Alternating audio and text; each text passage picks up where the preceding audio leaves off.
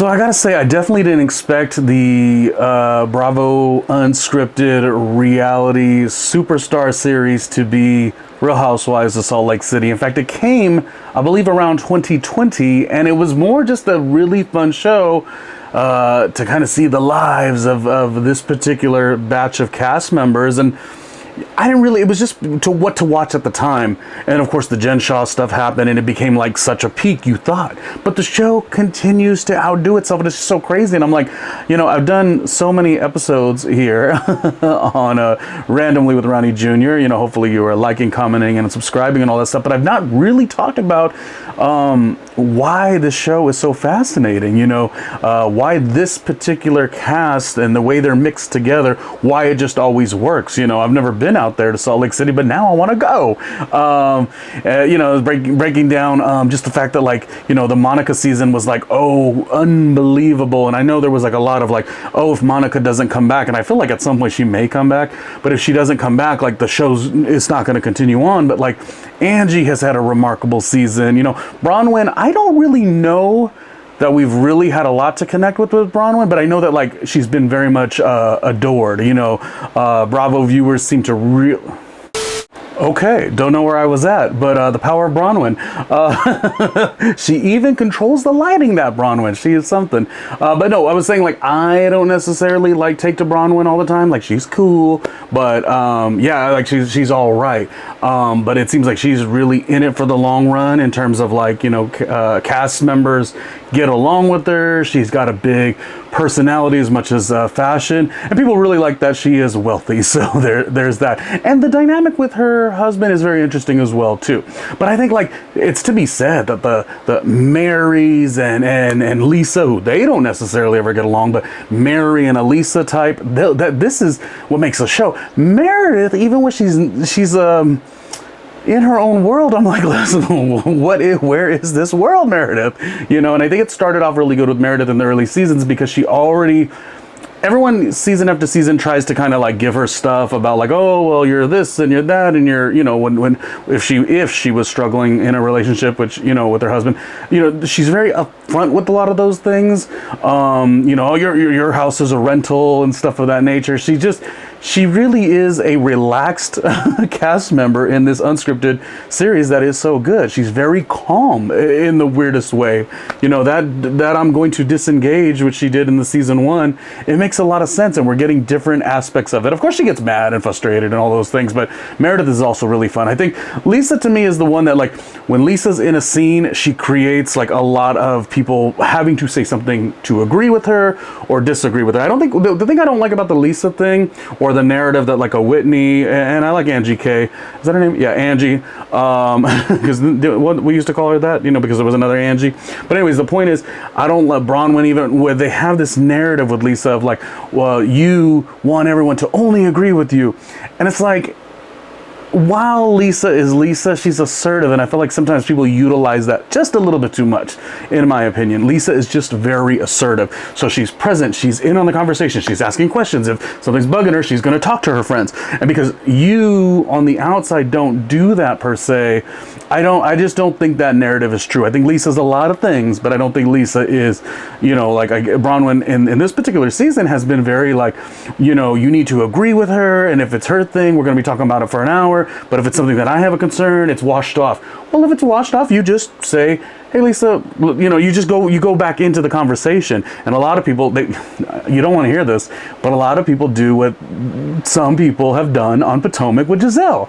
You know, you just wait for Giselle Bryant to, you know, say something, and then it's like, you know, and it's like, I just think Lisa is a lot of things, and some of them may not all be the right things, but she is great for the show, and I just couldn't imagine her not being in the show. She definitely has to be the biggest all-star, but it's not taken away from a Meredith, it's not taken away from a Mary, it's not taken away from Heather or Whitney, you know, all the original cast members. Whitney's the one that I've always been like, very unfun to watch, but like, you know, one thing you could say about Whitney is I think that she's authentically silly. Like, she can't make sense of a lot of things, and I don't feel like she's like faking the funk in that regard, you know what I mean? I think she really is possibly like a little more on the naive side. If I had to do a cut, if I was, you know, waving the magic wand, ring, and it was like, okay, you have to like cut one of the main cast members, you know, for budget, it would be Whitney. Whitney would unfortunately have to see the door. Heather, you know, Heather gets a lot, but you know, Heather's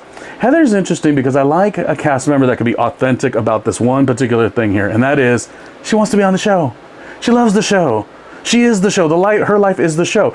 And while that's a little bit more on the desperate side, a cousin to being desperate, you know, so many people would love opportunities like that. And, you know, even when she struggles, Heather's very interesting. I didn't love her the first couple of seasons, and she did that thing with Lisa too. Oh, Lisa, you said this about me. You know, and Lisa can't talk. Lisa can't talk. They're always saying something about Lisa.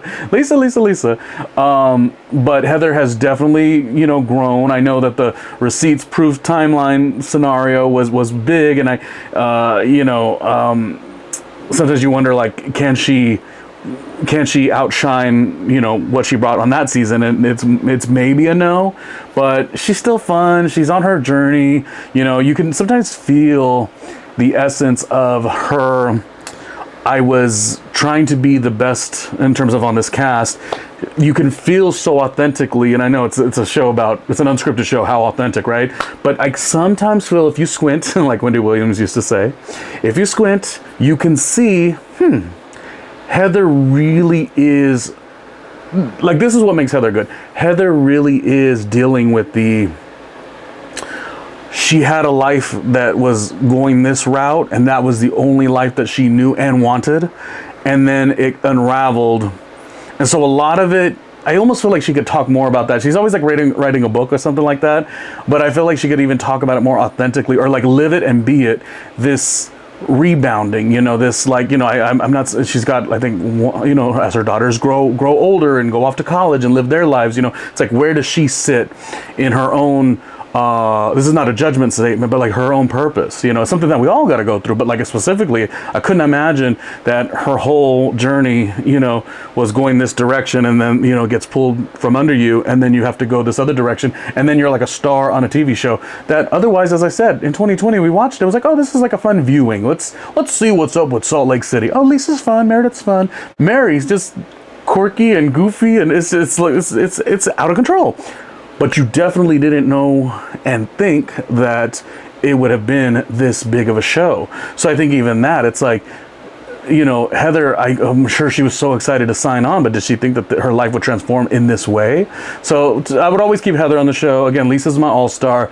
Mary's the all-star with, you know, she also does a really good job at kind of coming in, coming out, you know, even sharing more deeper stuff, you know, this last go around, but also being comic relief and you know, questioning things and saying what, and, you know, and again, that essence of, she does not like Lisa. But I think you can't have this show. I mean, they tried. Mary didn't, you know, stick on too long in some of the early seasons, but I think Mary is such an important portion of the show, as is Lisa, as is Meredith. And I think the new cast members have been really fun. You know, I was seeing a Brittany at the very beginning. It was like, no, but maybe it's a yes.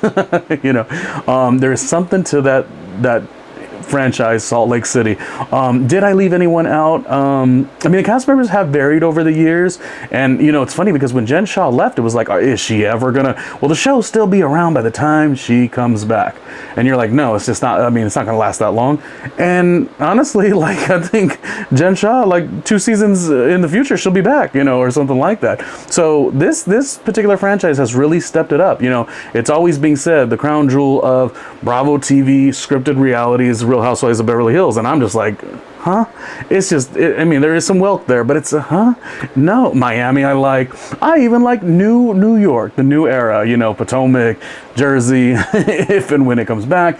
But my point is, nowhere you would have known that the real crown jewel is Salt Lake City. Isn't that something? I don't know, who are your favorite cast members on the series? Did you expect it to do and be as big as it was? I mean, now they even got a spin-off of the Realtors of Salt Lake City. Who would have thought? Like, who would have thought this is what the show would have brought? You know, when Lisa would say, I like that, you know, early on, when she would go through the drive-through and that's how she would cook food for her kids. Like, all these silly little nuances. Who would have knew that you would have been as a viewer, continuing to want to come back and see these sound bites that feel very authentic. You know, high body count hair, and you know, it's a very different and a unique show, and yeah, it's kind of done a great job, and didn't expect it. That's what I'm saying. I'll do an episode real quick talking about, wow, like Real Housewives, Salt Lake City, the unexpected, you know, front runner as far as one of the best. You know, I still think Potomac does good. I love Miami. Miami is all cast members, including part-timers, are all stars, and I just, the Larsa of it all, the Gertie of it all, the Marisol of it all, the Alexia of it all, the Adriana who always gets under your skin. Bring back Joanna Krupa, like all, you know what I mean? Like it's that's the show. It just, you know. But yeah, Salt Lake City. Do you like it? Like, comment, and subscribe, or hit the Patreon if you want to see more from this guy.